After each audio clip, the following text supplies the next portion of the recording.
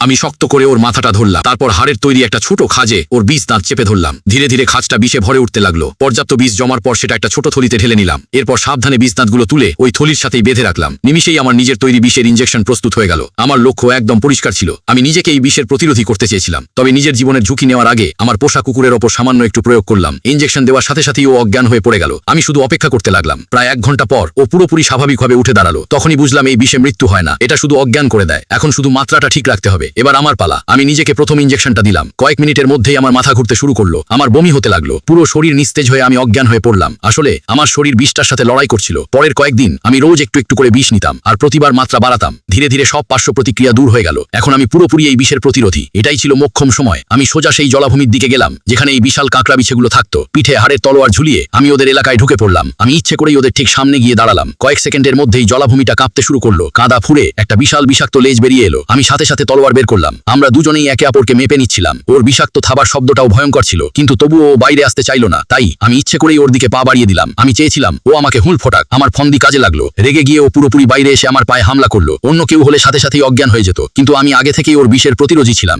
এক মুহূর্তের জন্য ও থামতেই আমি সর্বশক্তি দিয়ে তলোয়ার চালালাম। কয়েকটা কোপেই ওর মাথাটা ধর থেকে আলাদা হয়ে গেল। আমি লাশটা আবার জলাভূমিতে ছুঁড়ে ফেললাম। ঠিক তখনই আমার পোষা কুকুরটা চলে এলো। ও ছোট কাঁকড়া বিছেগুলোকে দেখে ডাকতে শুরু করলো। আমি ওকে শান্ত করার চেষ্টা করছিলাম। হঠাৎ আমার পেছনে মাটি প্রচন্ড কেঁপে উঠলো। আমি ঘুরে তাকালাম। এবার আমার সামনে আরো বড় একটা কাঁকড়া বিছে দাঁড়িয়ে ছিল। এটা ছিল ওদের রাজা। কোনো সংকেত ছাড়াই ও আমার উপর হামলা করলো। আমি কোনো মতে গড়িয়ে সরে গিয়ে নিজেকে বাঁচালাম। ওর লেজের এক আঘাতেই আমি কয়েক মিটার দূরে ছিটকে পড়লাম। এদিকে ছোট কাঁকড়া বিছেগুলো আমার কুকুরটাকে ঘিরে ধরতে লাগলো। আমি তাড়াতাড়ি ওকে কোলে তুলে নিয়ে সর্বশক্তিতে দৌড় দিলাম। তারপর একদম সঠিক মুহূর্তে আমি পিছলে বিছে রাজার ঠিক নিচে চলে গেলাম। আমার তলোয়ার ওর পেট চিরে দিল আর আমি অন্য পাশ দিয়ে বেরিয়ে এলাম। কিন্তু পেছনে ঘুরতেই দেখলাম ও নিজের বেরিয়ে পড়া নাড়ি ভুড়ি নিজেই খাচ্ছে। দৃশ্যটা দেখে আমিও নিজে হতবাক হয়ে গেলাম।